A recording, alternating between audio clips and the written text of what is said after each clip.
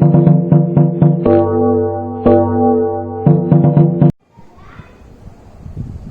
વિદ્યાર્થી મિત્રો, ધોરણ નંબર 9 અને આપણે ચાલે છે સાયન્સ અને એની અંદર ફિઝિક્સમાં બળ અને એના ગતિના નિયમો છે. બરોબર વાત છે. તો આ બળ અને ગતિના નિયમો તમે લગભગ બળ ગતિના 3 નિયમ ગઈ વખતે ભણ્યા હતા. બરોબર છે. પહેલો, બીજો અને ત્રીજો 3 નિયમથી તમે જાણકાર થઈ ગયા છો કે જેને ન્યૂટન્સના ગતિના નિયમ કહેવાય છે, ધ લો ઓફ મોશન. હવે આપણે આગળ ભણવાના છીએ આ ચેપ્ટરનો ઇમ્પોર્ટન્ટ ટોપિક એટલે કે વેગમાન સંરક્ષણનો નિયમ. એના વગર પેપર સારું ના લાગે. બરોબર છે. એટલે તમે સમજી ગયા છો કે આપણે પેપરમાં ક્વેશ્ચન પૂછાવવાનો છે તો કરી નાખજો. પેપર ફોડી દઈએ છે 4 માર્ક્સનું. 4 માર્ક્સનો આ ક્વેશ્ચન પૂછાવવાનો છે. ધ્યાનથી લેજો કે વેગમાન સંરક્ષણનો નિયમ. વેગમાન સંરક્ષણનો નિયમ. ક્લિયર? વાત શું છે એ સમજો. વેગમાન સંરક્ષણના નિયમમાં એવી તો શું વાત છે કે આટલું બધું ઇમ્પોર્ટન્ટ છે? તો યસ, એના સમજવામાં પણ કંઈક આનંદ આવે એવી વાત છે. મતલબ કે લોજિકલી વાત સમજીએ. વાર્તા હું લખવાનો નથી. વાર્તા તમારે જાતે તમારી રીતે વિચાર લેવાની છે. સમજી લો કે અહીંયા કોઈ એક પદાર્થ જે છે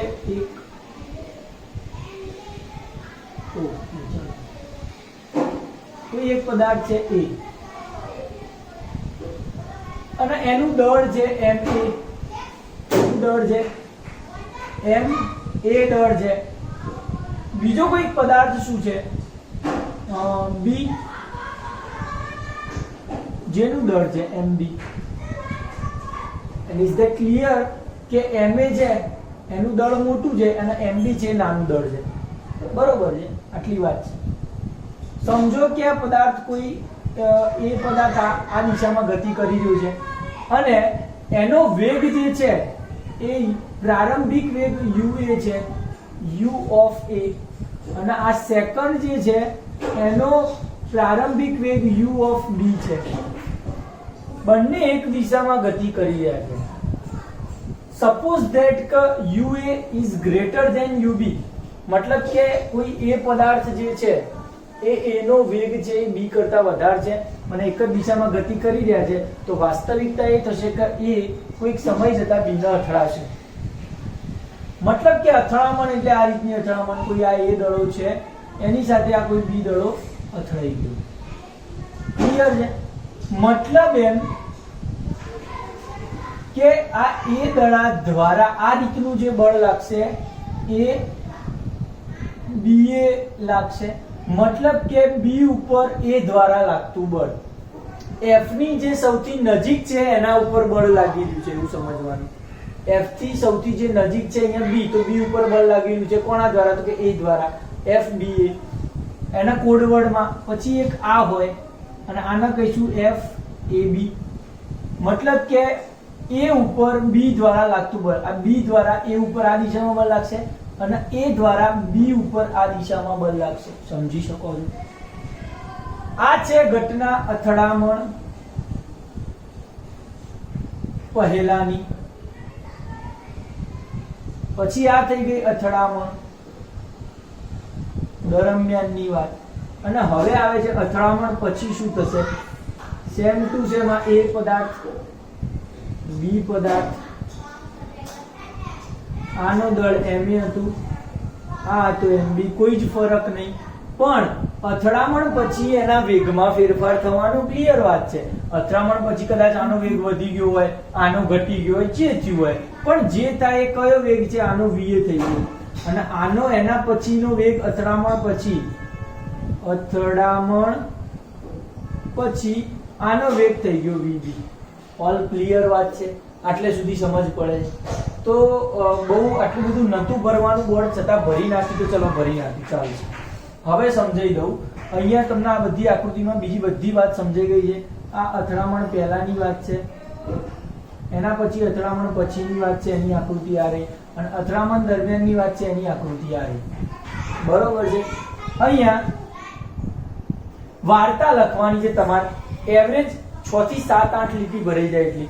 વાર્તામાં શું લખશો કે ધારો કે કોઈ પદાર્થ A છે, એનું દળ ma છે અને એ પ્રારંભિક uA જેટલા વેગથી ગતિ કરી રહ્યો છે, અને બીજો કોઈ દડો છે એ b છે અને એ ub જેટલા વેગથી ગતિ કરી રહ્યો છે. બંને એક જ દિશામાં ગતિ કરી રહ્યા છે.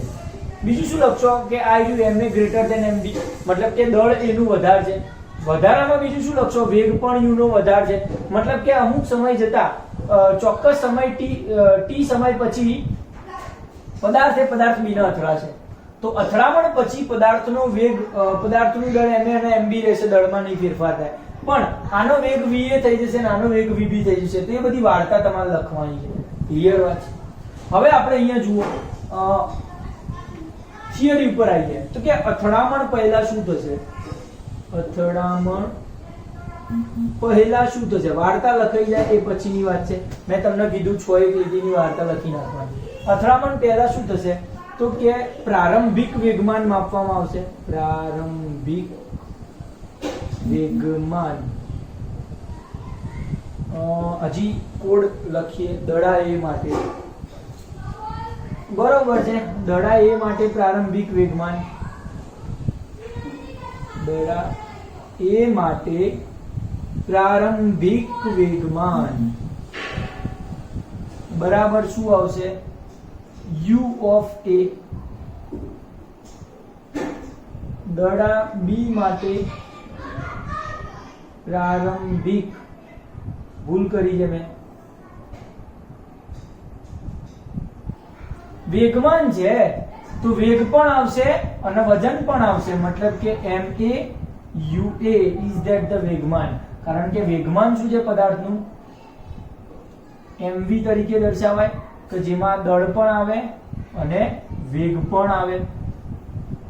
તો અહીંયા પ્રારંભિક દડા માટે પ્રારંભિક વેગમાન આટલું થશે, બી દડા માટેનું પ્રારંભિક વેગમાન થશે mb ub. તો કુલ પ્રારંભિક વેગમાન કેટલું થઈ ગયું? ચલો બંનેનો સરવાળો કેટલો થશે? તો કે ma ua વત્તા mb ub. Clear? Second topic છે અથડામણ પછી. અથડામણ પછી શું થશે? તો કે દડા એ માટે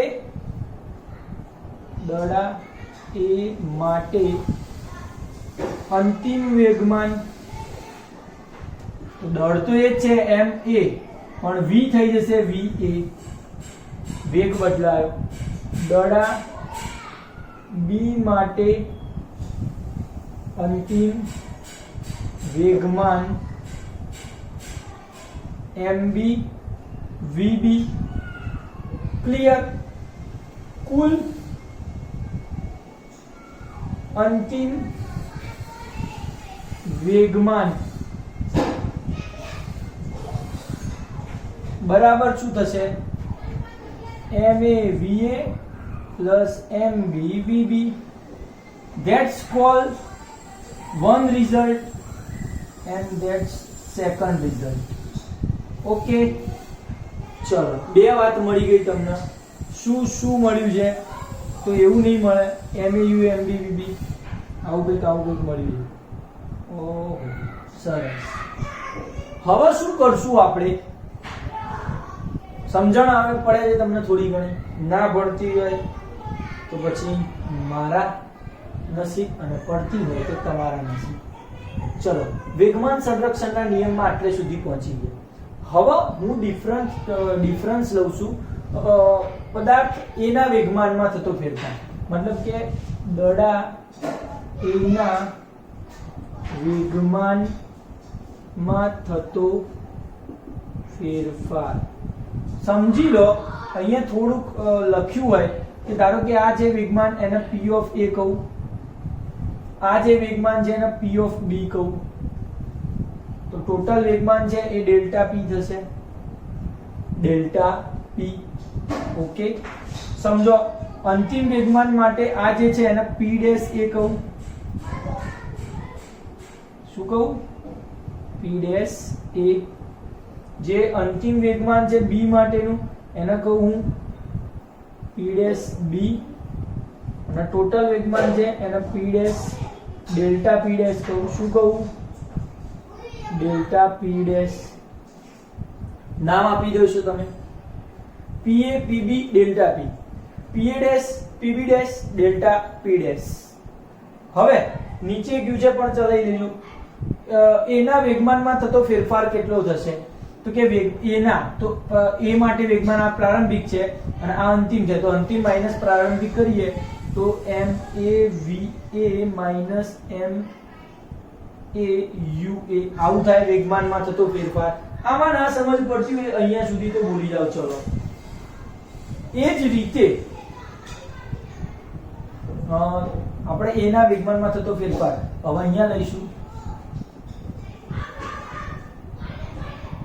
t સમયમાં વેગમાનમાં થતા ફેરફારનો દર કેટલો થશે? રેશિયો જે કહેવાય t સમયમાં વેગમાનમાં થતા ફેરફારનો દર, તો એને આવી રીતે લખાશે m a v a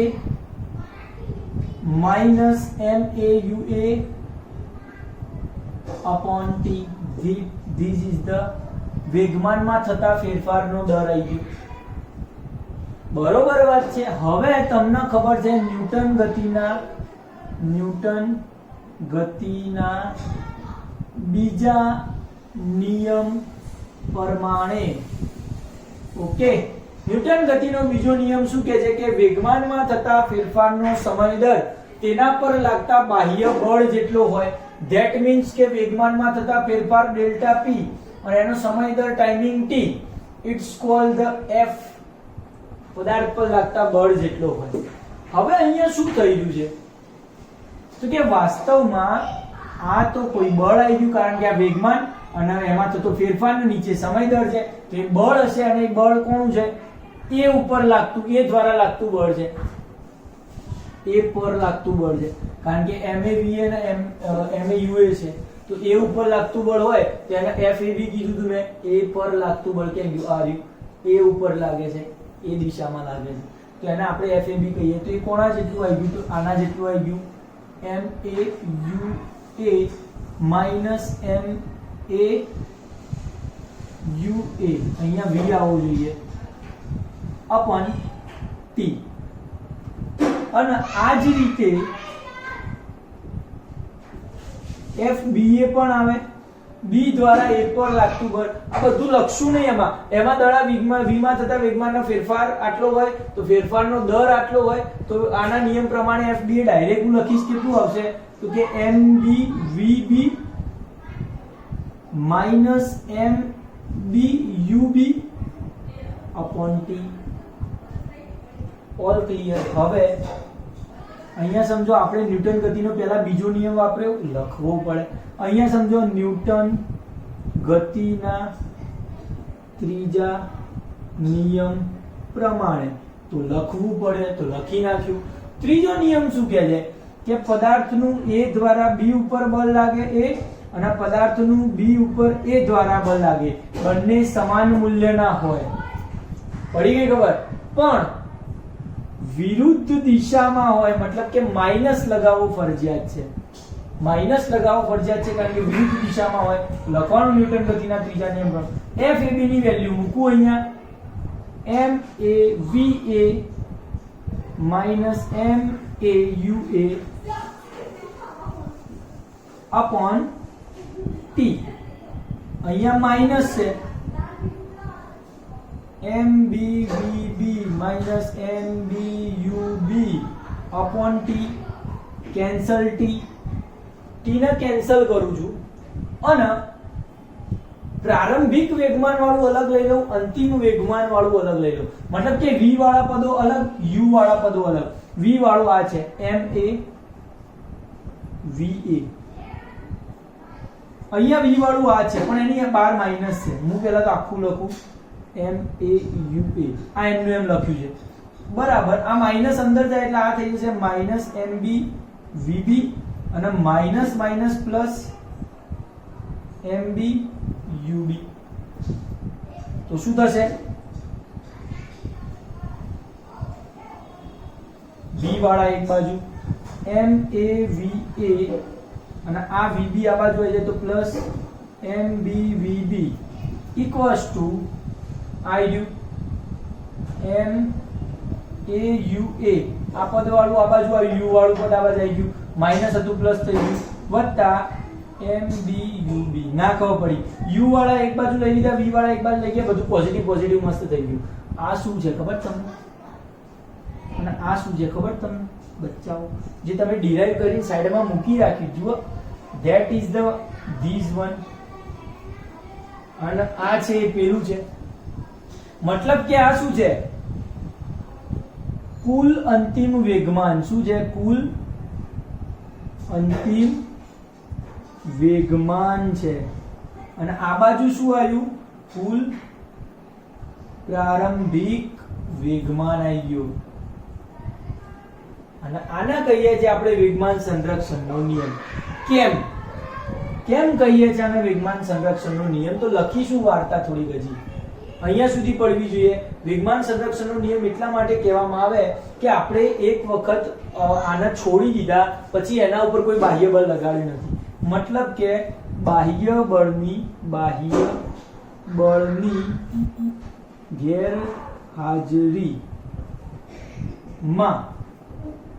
બાહ્ય બળની ગેરહાજરીમાં પદાર્થના પ્રારંભિક વેગમાન અને અંતિમ વેગમાનમાં કોઈ ફરક પડતો નથી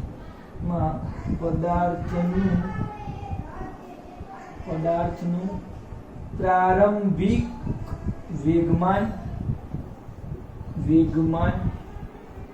અને અંતિમ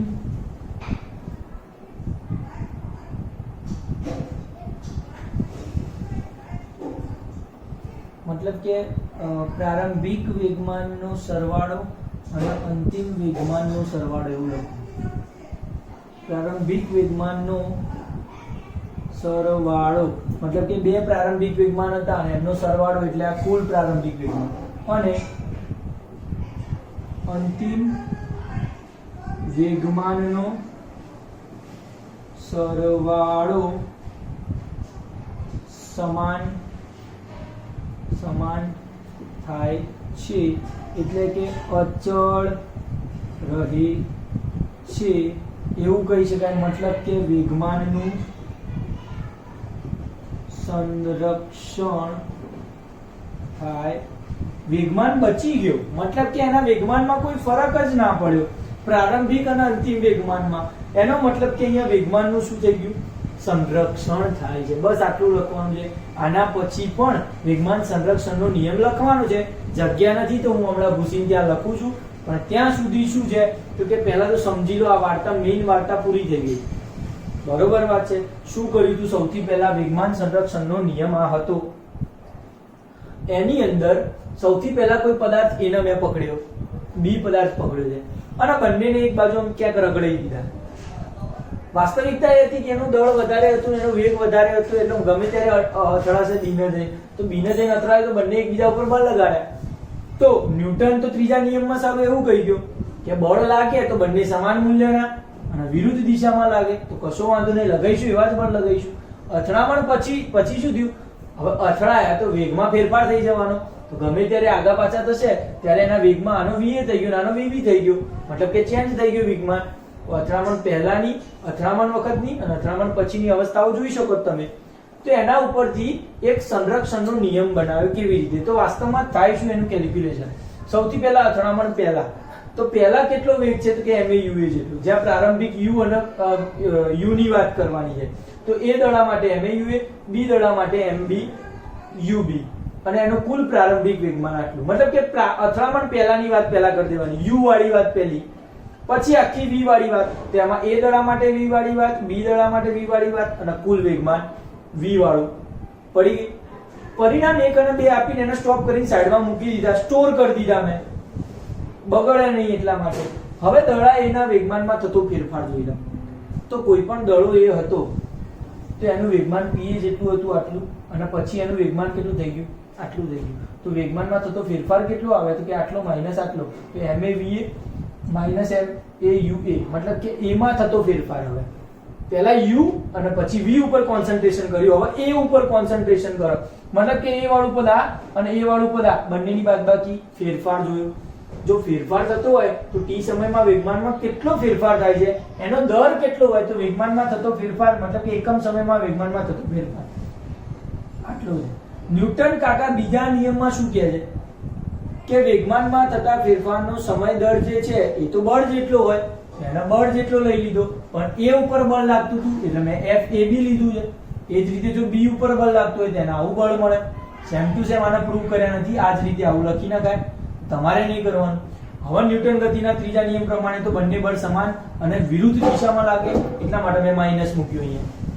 મતલબ એમ કે FAB ની કિંમત આ રહી અને BA ની કિંમત આ રહી, બંને મૂકી દીધી, બહાર માઈનસ રાખ્યું છે. TT ઓલરેડી કેન્સલ થશે, આ માઈનસ અંદર થશે એટલે આને માઈનસ કરે અને આને પ્લસ કરે.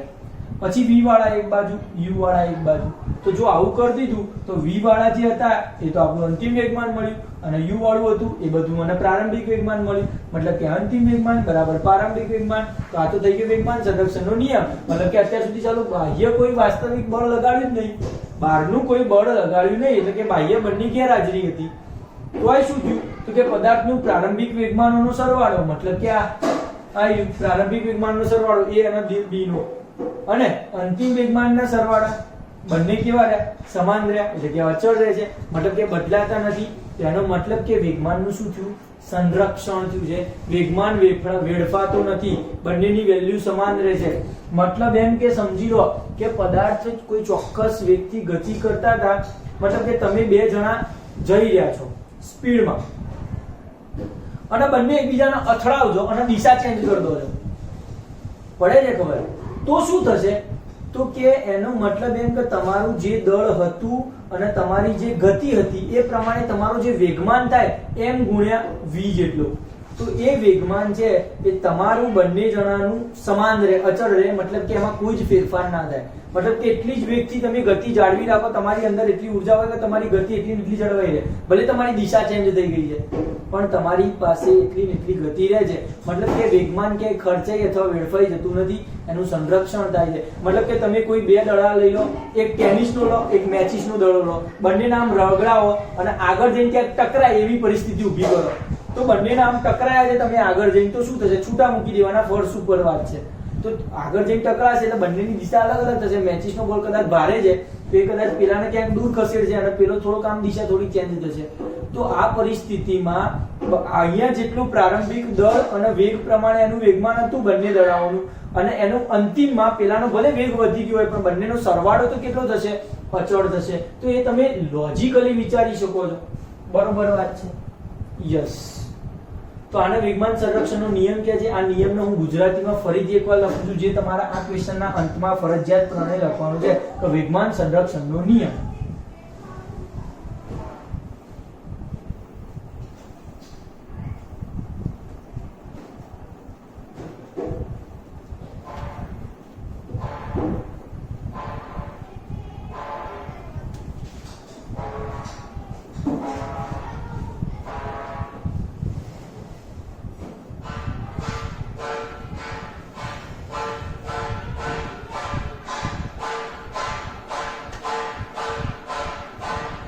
યસ, મતલબ શું છે વેગમાન સંરક્ષણનો નિયમ?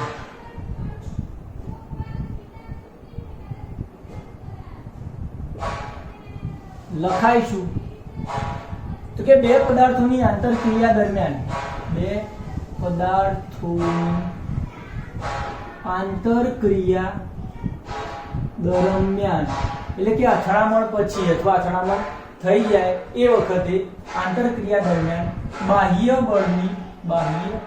બળની ગેરહાજરીમાં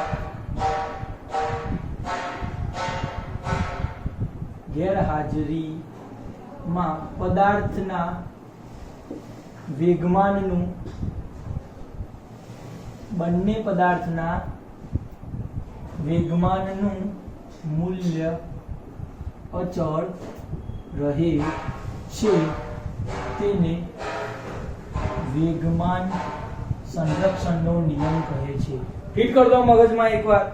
ચલો શું લખ્યું છે તો કે બે પદાર્થોની આંતરક્રિયા દરમિયાન બાહ્ય બળની ગેરહાજરીમાં, આ શબ્દ લખવો બહુ જ ફરજિયાત છે, બાહ્ય બળની ગેરહાજરીમાં, નહીતર ખોટું પડે, હું આવ ખોટું આપી દઉં 4 માંથી 0 માર્ક્સ પડે.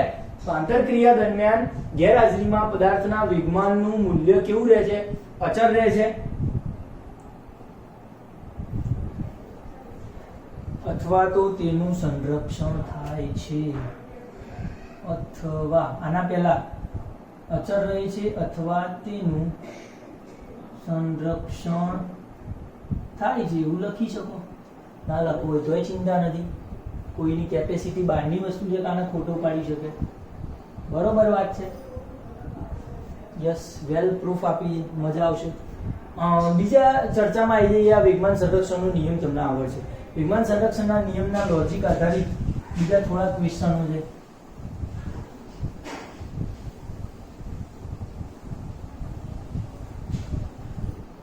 મતલબ કે બીજું વેગમાન સંરક્ષણનો નિયમ અને સાથે સાથે ન્યૂટન ગતિનો ત્રીજો નિયમ. આપણે વેગમાન સંરક્ષણના નિયમમાં ઘણા બધા લોજિકનો ઉપયોગ કર્યો ન્યૂટનના. બીજો નિયમ વાપર્યો, ત્રીજો નિયમ વાપર્યો, વેગમાન વાપર્યું, m ગુણ્યા v વાપર્યું, બધું બરોબર છે. વેગમાન સંરક્ષણના નિયમના આધીન એક બીજું ઉદાહરણ લેવામાં આવે તો તમારું રોકેટ. પછી ઈસરોનું રોકેટ ગણો કે તમે જે દિવાળીમાં ફોડો છો, હવે તો ઉત્તરાયણમાં ફોડે છે, દિવાળીમાં ફોડો છો એ રોકેટ ગણો. પણ બંને રોકેટ છે એ વેગમાનના નિયમનું પણ પાલન કરે છે અને ન્યૂટન ગતિના ત્રીજા નિયમનું પણ પાલન કરે છે. ન્યૂટન ગતિનો ત્રીજો નિયમ કેવી રીતે યુઝ થશે? મતલબ કે તમારું રોકેટ છે તો તમને એનું સાયન્સ ખબર છે, સાલું ઉપર કેમ જાય છે, તો ગમે તે દિશામાં પણ જાય છે કેમ? બરોબર છે. મોટર તો મૂકી નથી, તો એક જ માત્ર લોજિક છે જે તમને ખબર છે. એની અંદર દારૂખાનું ભરવામાં આવે છે, પાછળ દિવેટ હોય છે જે તમે સળગાવો છો અને સળગાયા પછી કોઈ ચોક્કસ દિશામાં ગતિ કરવાની શરૂઆત કરે છે. એનું થવાનું કારણ એ જ કે દારૂખાનું સળગે છે એટલે એની જે અગ્નિ અથવા એનું જે પ્રેશર જે છે એ નીચેની ખુલ્લી દિશા તરફ આવે છે, ઉપરની દિશા તરફ શું હોય છે? ફિટ હોય છે રોકેટ. બરોબર છે. તો ઉપરની દિશા તરફ ફિટ હોય છે એટલે એને એક જ જે પેલું એની અગ્નિ અથવા એની હવા જે છે, દહન દરમિયાન જે હવા નીકળે અથવા તો જે વાયુઓ નીકળે છે એની નીકળવાની જગ્યા માત્ર એક જ દિશામાં હોય છે, નીચેની દિશામાં. અને એના કારણે હવા જે છે એ પ્રેશરથી બહાર નીકળે છે એટલે કે બાહ્ય વાતાવરણની દિશાને શું કરે છે? જોર મારે છે. અને બાહ્ય વાતાવરણને જોર મારે છે એટલે પાછળથી નીકળતા ધુમાડાના કારણે તમારું રોકેટ ઉપરની દિશામાં ગતિ કરે છે. તો એ જ લોજિક ઉપર કે જો આ બળતણ બહુ સારું હોય અને વધારે માત્રામાં ફોર્સ કરો તો બહુ મોટી વસ્તુ પણ તમે ઉપર ધકેલી શકો છો. તે લોજિક પર રોકેટ બનાવવામાં આવ્યું અને ચંદ્ર પર પહોંચી ગયા લોકો. બરોબર છે કે બહુ પાછળ ફોર્સ લગાવો તો તમે બહુ આગળ જઈ શકો છો. બરોબર છે. તમારું મનુષ્યનું જે માણસનું જે સાયકોલોજી છે એમાં પણ એવું છે કે તમારા ઉપર પણ જો વધારે પડતું પાછળથી જોર લગાવીએ તો તમે બધા બહુ આગળ જવાના છો અને મારે એ જ કામ કરવાનું છે. બરોબર છે. તમે પ્રેમથી માનીને આગળ જશો તો બહુ સારું છે, નહીતર પછી હું લઈ જઈશ તમને સર્વિસ કરી. હવે અહીંયા આવી જાવ બળ અને ગતિના નિયમની વાત. તો એની અંદર ન્યૂટન ગતિનો ત્રીજો નિયમ કેવી રીતે લાગે રોકેટમાં? એનો મતલબ કે જે દહન થાય છે, જે બળતણ થાય છે એનું દહન થશે અને એના કારણે એ શું થાય છે તો કે વાતાવરણ સાથે બળ લગાડે છે ઊંધી દિશામાં, તો એનો આઘાત કહેવાય. અને પેલો પ્રત્યાઘાત એટલે કે વાતાવરણ પણ રોકેટ ઉપર બળ લગાડે છે. બરોબર છે. પાછળની હવા પણ રોકેટ ઉપર બળ લગાડે છે અને બંનેનું એકબીજાનું મૂલ્ય સમાન હોય છે અને વિરુદ્ધ દિશામાં હોય છે. અને તે પણ વાતાવરણ તો ક્યાંય જવાનું નથી અને આપણને દેખાવાનું નથી, મતલબ કે રોકેટ જતું એવું તમને દેખાય છે. ક્લિયર વાત છે. તો એ ન્યૂટન ગતિનો ત્રીજો નિયમ છે. એમાં વેગમાન સંરક્ષણનું પણ નિયમનું પાલન થાય છે. મતલબ કે તમે બહુ જ ડીપલી વિચારી શકો કે કોઈ એ તરીકે રોકેટ લઈ લો, બી તરીકે વાતાવરણ, સરસ, વાતાવરણ લઈ લો અને પછી એને એ અને બી ધારી અને વેગમાનનું સંરક્ષણ કેવી રીતે થાય છે એ તમે વિચારી શકો છો. એ તમારા ઉપર છોડવું, મજા આવશે. બીજી એક વાત આપણે ઘોડાની ચર્ચા કરી દઈએ કે ધારો કે એક ઘોડો છે, બરોબર છે, આપણને દોડતા આવડશે નહીં પણ સાલું શું કરીએ, નથી દોડવો તો નથી જ. ધારો કે સમજો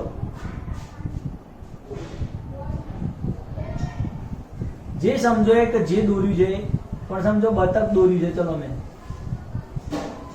યસ, અને અહીંયા ઘોડો જેવું સમજજો આને, મજા આવશે.